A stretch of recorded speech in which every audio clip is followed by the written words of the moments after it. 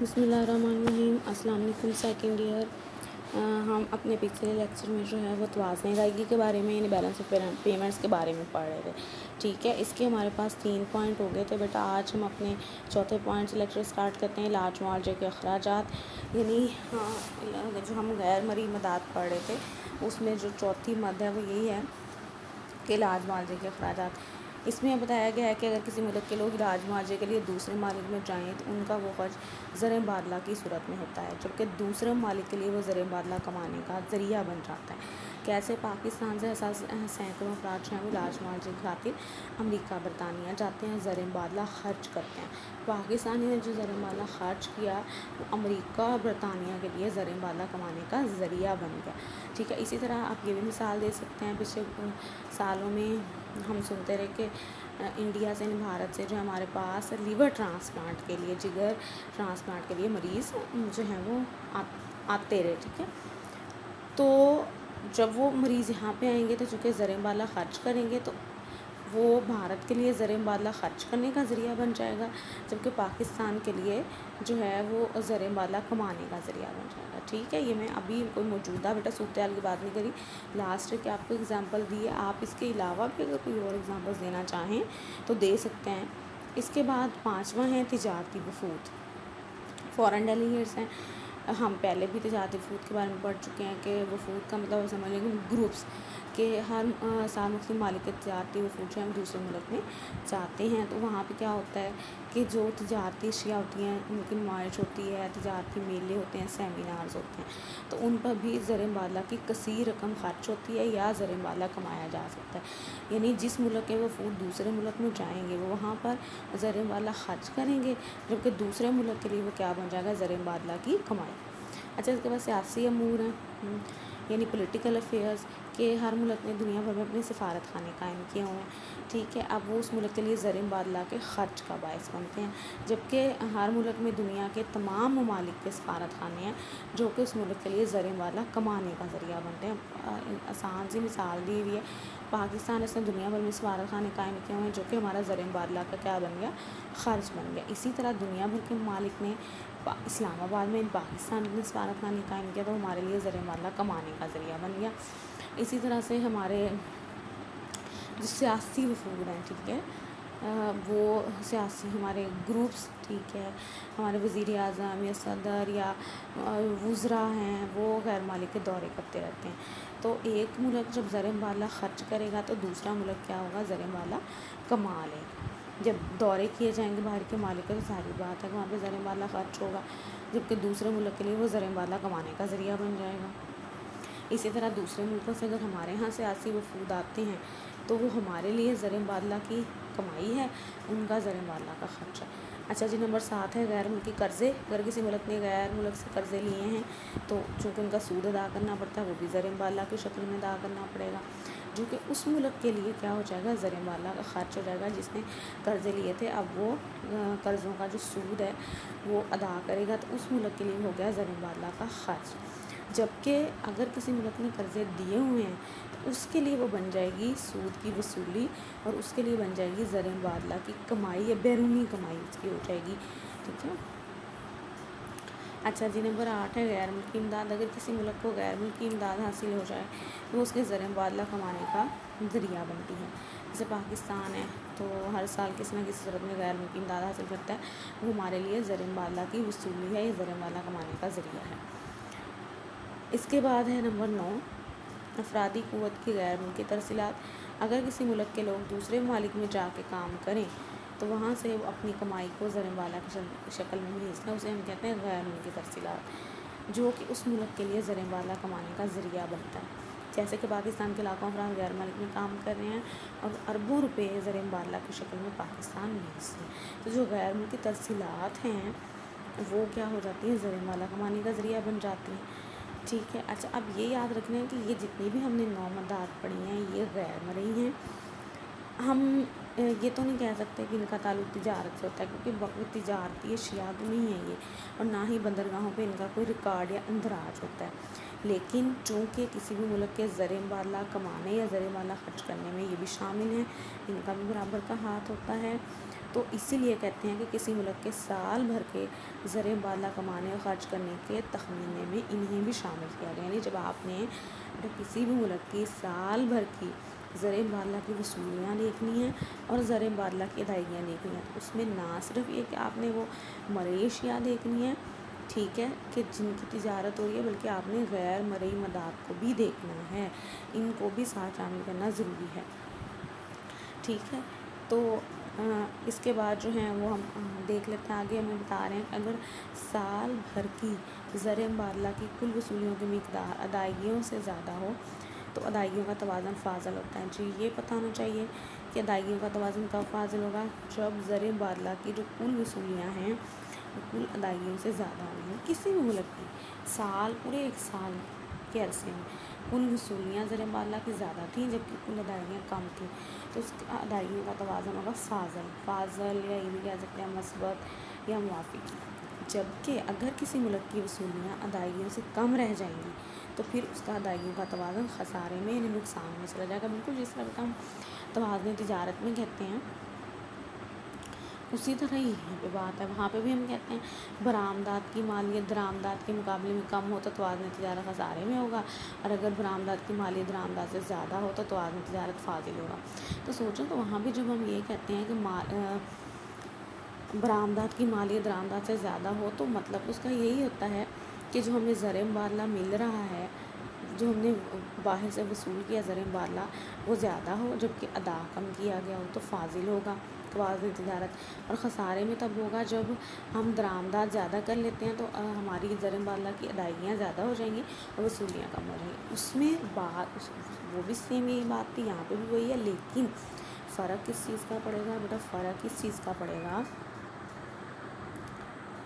کہ وہاں پر ہم جب توازن کی بات کر رہے تھے اور اس میں ہم دیکھ رہے تھے کہ کب مثبت ہوگا کب منفی ہوگا، تو وہ تھا صرف توازن تجارت. ٹھیک ہے، اب یہاں پر جو ہم توازن کی بات کر رہے ہیں کہ کب مثبت منفی ہوگا یا کب فاضل یا خسارے میں ہوگا، تو یہاں پر اب ہم بات کر رہے ہیں توازن ادائیگی کی. اور اصل توازن یہ ہے، یعنی کسی بھی ملک کی معاشی صورتحال کی جو درست عکاسی ہے توازن ادائیگی سے ہی ہوتی ہے. یعنی بیرونی ادائیگیوں کا جو توازن ہوتا ہے وہ اصل میں یہی والا ہوتا ہے. اچھا جی، اب بیٹا ایک دو تعریفیں ہم دیکھ لیتے ہیں. اب مختلف معیشت دانوں نے مختلف تعریفیں کی ہیں. سنائڈر کی بھی دی ہوئی ہے ہمارے پاس، پروفیسر کنڈل برگر کی تعریف بھی دی ہوئی ہے. پھر اس کے بعد ہمارے پاس برطانوی معیشت دان میڈ کی بھی دی ہوئی ہے. تو ہم ایسا کرتے ہیں کہ کنڈل برگر کی دیکھ لیتے ہیں. کنڈل برگر کیا کہتے ہیں؟ اچھا جی، اس پیج میں میرا سب سے پہلے اوپر سے سٹارٹ ہو رہی ہے کنڈل برگر کی تعریف کے ادائیگیوں کے توازن سے مراد معاشی لین دین کا ایسا باقاعدہ ریکارڈ ہوتا ہے جو کسی ایک ملک کے باشندے دیگر غیر مالک کے باشندوں سے کرتے ہیں. یعنی توازن ادائیگی کیا ہے؟ معاشی لین دین کہ ہم نے کیا لیا اور ہم نے کیا دیا، اس کا باقاعدہ ایک ریکارڈ ہوتا ہے جو کہ ایک ملک کے باشندے یعنی ایک ملک کے لوگ دوسرے ملک کے لوگوں سے کرتے ہیں. اصل میں یہ ایک ریکارڈ ہے کسی ملک کا معاشی لین دین کا. اس میں پورے سال میں ایک ملک کے لوگوں نے دوسرے ممالک کے لوگوں کے ساتھ کس قسم کا معاشی لین دین کیا، یعنی کہ کتنی ان کی جو تھی وہ اشیاء اور خدمات، اشیاء وہ جو مرئی تھی اور خدمات ان کو ہم کہنا ہے جو غیر مرئی مداد تھی. یعنی اس ملک نے کتنی اشیاء و خدمات جو ہیں وہ لی ہیں، حاصل کی ہیں، اور کتنی جو ہیں وہ دوسرے ملک کو دی ہیں. تو اس کا پورا ریکارڈ کہ جو لی ہیں اس کے بدلے زر مبادلہ کی کتنی وصولی آئی اور جو اس نے دی اس کے بدلے اسے کتنی ادائیگیاں کرنی پڑی، اس کا ریکارڈ جو ہے وہ توازن ادائیگی کہلائے گا. اچھا جی، میڈ کی بھی تعریف دیکھ لیتے ہیں. میڈ کہتے ہیں کہ اب کہتے ہیں کہ انہوں نے اپنی کتاب توازن تجارت میں مرئی اور غیر مرئی دونوں اشیاء کو ہی توازن تجارت میں شامل کیا. میڈ یہ کہتے ہیں کہ توازن تجارت میں مرئی بھی آنی چاہیے، غیر مرئی بھی آنی چاہیے، اور وہ انہیں تجارتی اشیاء کی بجائے تجارتی مداد یعنی ٹریڈ آئٹمز قرار دیتا ہے. اس کے علاوہ دوسرے ممالک سے جو قرضے اور عطیات وصول کیے جاتے ہیں، یعنی دوسرے ملکوں سے ہم جو قرضے لے رہے ہیں یہ ہمیں عطیات کا مطلب ہے گفٹ، تحفے کی صورت میں رقوم مل رہی ہیں، یا ہم نے انہیں دیے، یا ہم نے قرضے اور عطیات لیے یا دیے، انہیں وہ انتقالی مداد قرار دیتا ہے۔ سمجھ آ گئی کہ میڈ کہتا ہے کہ توازن تجارت میں مرئی اور غیر مرئی دونوں اشیاء ہوں گی، اور انہیں وہ تجارتی مداد قرار دیتا ہے کہ ٹریڈ آئٹمس کہتے ہیں انہیں۔ اور اس کے علاوہ اس نے کہا کہ جو قرضے اور عطیات آپ نے کسی ملک سے لیے یا دیے، ان کا ریکارڈ بھی اس میں ہوگا، انہیں وہ کہتے ہیں انتقالی مدد، ٹرانسفر آئٹم۔ ٹرانسفر آئٹم کا مطلب کہ رقوم ٹرانسفر ہوئی، یا تو آپ کے ملک سے دوسرے ممالک میں گئی یا وہاں سے آپ کے ملک میں آئی، ٹھیک ہے۔ تو یہاں تک بیٹا ہم نے 1-2 تعریفیں دیکھ لی ہیں۔ اس کے بعد جو ہے ہم دیکھ لیتے ہیں، نیچے ہمارے پاس 2 پوائنٹ آ رہے ہیں، چھوٹے چھوٹے شارٹ کوسچن میں بھی آ سکتے ہیں، کہ بین الاقوامی مالی فنڈ کے مطابق کسی ملک کے توازن ادائیگی کو 2 حصوں میں تقسیم کیا جا سکتا ہے۔ اب آپ کو یہ تو پتہ ہی ہوگا کہ بین الاقوامی مالی فنڈ کسے کہتے ہیں، یعنی IMF، international monetary fund, IMF کا نام آپ نے سنا ہوگا۔ اب جو IMF کے مطابق کسی بھی ملک کا جو بیلنس آف پیمنٹ اور توازن ادائیگی ہے، اس کے 2 حصے ہو سکتے ہیں، حساب رواں یا چلنتی حساب اور حساب سرمایہ۔ تو حساب رواں، حساب سرمایہ دونوں کو ہمیں بتانا چاہیے۔ سب سے پہلے حساب رواں، جس کو انہوں نے چلنت حساب کہہ دیا یا چلت حساب بھی بول سکتے ہیں، ٹھیک ہے، وہ کیا ہے؟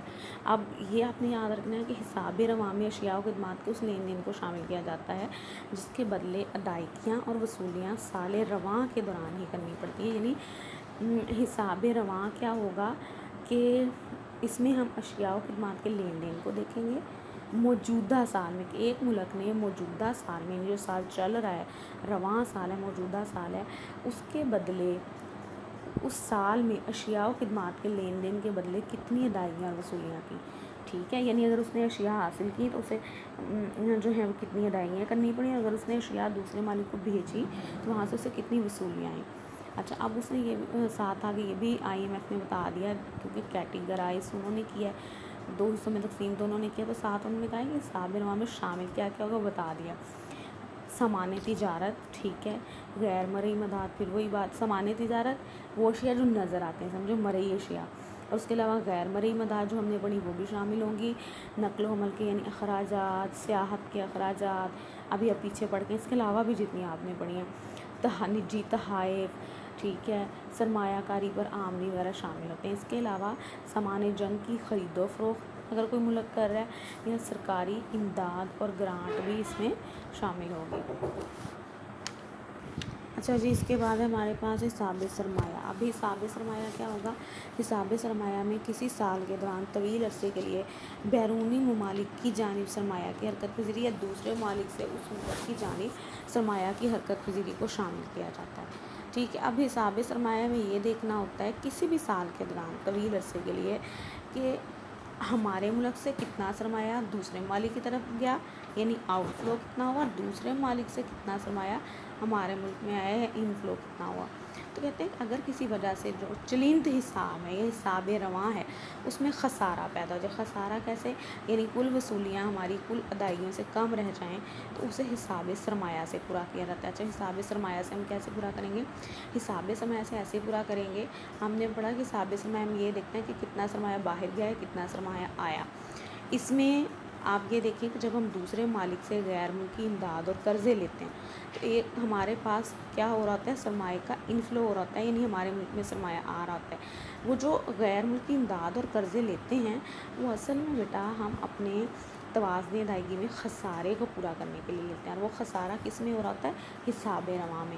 یعنی جب کبھی بھی ہمارا توازن ادائیگی خسارے میں جائے اور ہم یہ دیکھیں کہ حساب رواں میں جو ہماری کل وصولیاں ہیں وہ کل ادائیگیوں سے تھوڑی ہیں، تو اسے ہم اس خسارے کو، اس نقصان کو ہم حساب سرمایہ سے پورا کر لیتے ہیں۔ کیسے پورا کر لیتے ہیں؟ ہم سرمایہ لے لیں گے دوسرے مالک سے، کس شکل میں؟ ہم غیر ملکی امداد لے لیں گے یا قرض وغیرہ لے لیں گے، ٹھیک ہے۔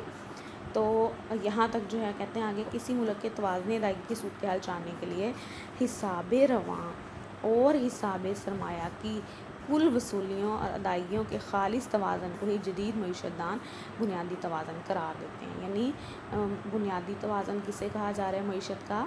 کہ حساب رواں اور حساب سرمایہ دونوں طرح کے جو ہمارے समझ लें खाते हैं, किसी भी मुल्क के खाते हैं, करंट अकाउंट है, कैपिटल अकाउंट है, ठीक है, किसी भी मुल्क का ये हिसाब किताब है। उसमें कहते हैं कि दोनों जो हैं इनकी कुल वसूलियाँ और कुल अदायगियाँ, उसके तवाज़न को ही हम खालिस तवाज़न का नाम देते हैं। अगर इन दोनों हिसाबात की कुल वसूलियाँ अदायगियों से ज़्यादा होंगी, दोनों हिसाबात में जितना हमने टोटल दोनों में जो वसूल किया, ठीक है, अगर वो अदायगियों से ज़्यादा होगा तो अदायगियों का तवाज़न फाजिल होगा, वरना ये किस में चला जाएगा, खसारे या नुकसान में चला जाएगा। यानी जब भी, अब फिर बात ये ज़हन में रखनी है कि जब भी आपने तवाज़न अदायगी देखना है, उसमें आपने हिसाब रवां और हिसाब सरमाया दोनों हिस्सों को देखना है, और दोनों की कुल वसूलियाँ कुल अदायगियों से ज़्यादा होंगी तो हम कहेंगे कि मुल्क की जो मुल्क का तवाज़न अदायगी मस्बत है, वरना वो मनफी है, वो खसारे में। तो यहाँ तक जो है वो आज हमारा लेक्चर है। आज के लिए इतना काफ़ी, इंशाल्लाह फिर अपने अगले लेक्चर में हम जो है आगे कंटिन्यू करेंगे।